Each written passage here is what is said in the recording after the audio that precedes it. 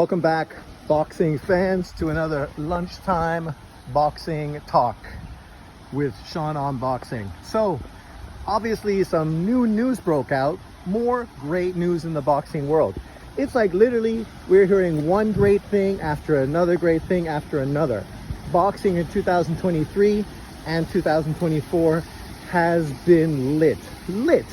As a boxing fan, I don't know what else you can do but just be over the moon by what is happening in the sport. It couldn't be better. As a fan of boxing, I couldn't have my hopes and dreams fulfilled more than they are right now. Obviously, with this Saudi Arabian money coming in, it's just leading to great things in the sport. Obviously, the news today was that Saudi Arabia, Turki Al-Sheikha, is thinking about doing a 5-on-5 between Golden Boy and Top Rank. And that is great news. I have a video that I'm in the process of making where I was thinking about a PBC versus Top Rank 5-on-5. And I will finish that when I go home tonight and release it tomorrow. So stay tuned to that. That was the one I really envisioned and thought made the most sense. Because obviously the PBC has been kind of on PBC Island. So a lot of potential matchups that we would have liked to see seemed as if it was very difficult or complicated to make those matches. But now, of course, with the Saudi Arabian money on the table, a lot of these walls have seemed to fall down, opening up the doors to promotional companies working together, which is really all anybody ever wanted. We just want all promotional companies to work together to give us the best matchups possible. That's it. And this is kind of a side door thing. Nobody really envisioned Top Rank versus Golden Boy. And even when I heard this today from Punch Drunk Boxing, who I think had a discussion with Teofimo Lopez, which led to this information. I'm not sure if it's been released by everybody and that it's common knowledge, but if it's not, here you can get an opportunity to think about it now. And I'm sure if it is real, more news will be forthcoming. But it made me think about Golden Boy and Top Rank. Golden Boy, well, they have really good fighters. The stable is a little short right now. So I was trying to think, how is Golden Boy really going to participate in a tournament of this magnitude? Do they have the opponents available to make fights? We know they have a lot of top tier guys, but what about second tier kind of guys, right? Because to make these kind of 5-on-5, it's not all superstar names. It would be unrealistic to expect a 5-on-5 tournament where you're putting the 5 best fighters from your platform. I heard Punch Drunk actually drop Inouye's name in the conversation. I can guarantee you there's no fucking way that Inoue is going to be part of a 5-on-5. They don't need him to be part of a 5-on-5. They don't need Saudi Arabian money to generate capital for Inoue fights. Inoue generates his own capital in Japan. Obviously, we're hoping to see him in Saudi Arabia. That was a possible fight for this year, 2024, that we've had discussions about and we heard was a real possibility. That and obviously him going to Australia as well to fight his mandatory. And that would be great. 2 fights outside of Japan, 1 big money fight in Saudi Arabia, another big money fight in Australia. Helping to obviously grow Inouye's global platform. But that's the point. Inoue already has a global platform. What these 5-on-5s are great for is giving fighters who maybe have lost a little bit of their luster, or guys who don't really have a big name right now, at least globally, right? And they need a little more light shown on them.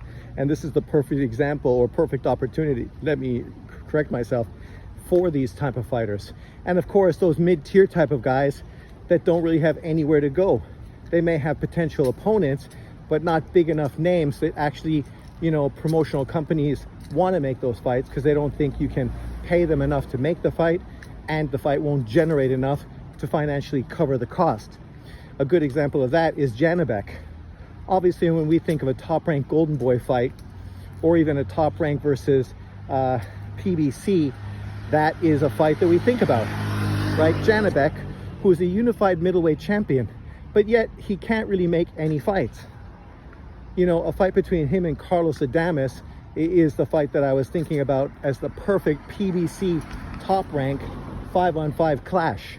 right? Adames is a very good fighter, but also hasn't had the big opportunities. Janibek, a unified champion.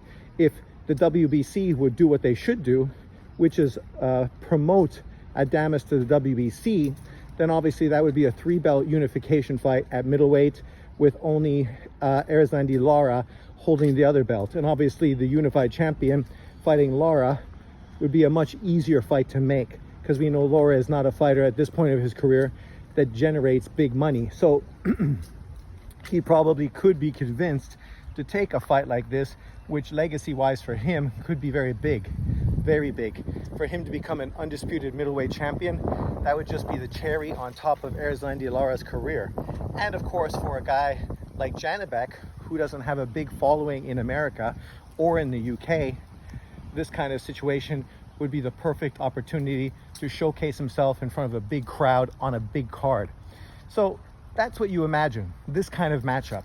Or young guys like Keyshawn Davis, who obviously has a lot of hype behind him, but he's kind of stuck in that awkward position that a Boots Ennis and other fighters are stuck in, where they want to fight all the big name opponents. But of course, the big name opponents aren't really fussed about fighting them, because they themselves are looking for bigger money fights, guys ahead of them, world title fights.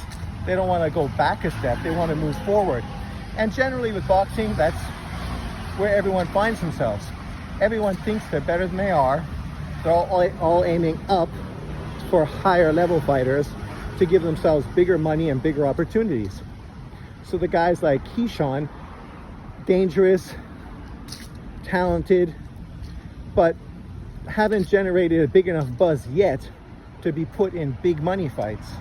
So then you're kind of stuck in that, in between ground, where you can't really get the fights you want, so you need to take fights that are below you, but those fights don't really help build you up because everyone knows you're going to win them, right? It's kind of the same scenario Boots Ennis has found himself in with the PBC Showtime at 147 pounds.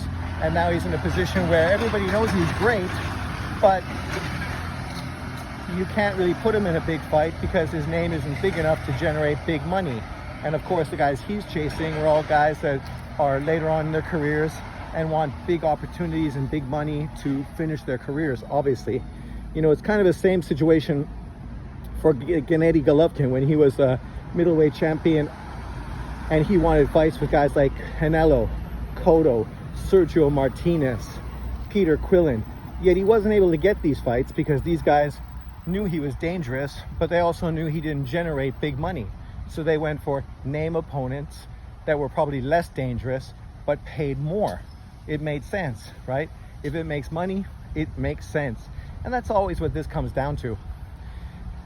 Now I think about this whole 5-on-5 card, I think it's great. It'd be a great thing in the States. I think you'd get a lot of buzz, especially if you had a lot of really good potential opponents involved. Punch Drunk talked about potentially a Canelo or a Jaime Munguia versus a top-ranked fighter.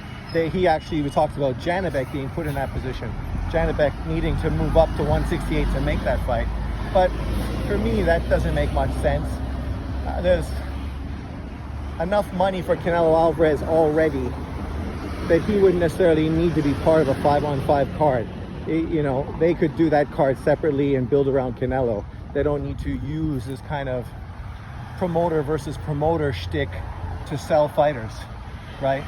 When you look at the current card that's happening between Matchroom and Queensberry, it's a great opportunity for fighters who maybe are past their prime to reconfirm their status, for younger fighters to set their careers forward, and for guys that are kind of unknown to give them an opportunity to fight on a big card at least once in their career, and maybe more depending on how they perform. Let me know in the comment section below, who would you like to see match up between Golden Boy and Top Rank on a 5-on-5? And do you think Golden Boy makes as much sense as potentially the PBC? For me, the PBC and Top Rank seem the obvious sort of scenario. We know that Bob Arum and De La Hoya already work together, so it's not like there's big anxiety or a negative sort of thing between the two of them. Whereas with Al Heyman, a lot of fights with Top Rank and Bob Arum haven't worked out. So, you know, them working together would be that much bigger, that much more interesting, to finally have these two promoters get together to give you and me, the boxing fan, exactly what we've been asking for. But let me know in the comment section below, what do you think about this? Who would you like to see? Which card would you prefer? And which matchups make sense to you? Thanks for watching. Leave your comments below. Remember to like, subscribe, and share. And I'll see you next time. Peace out.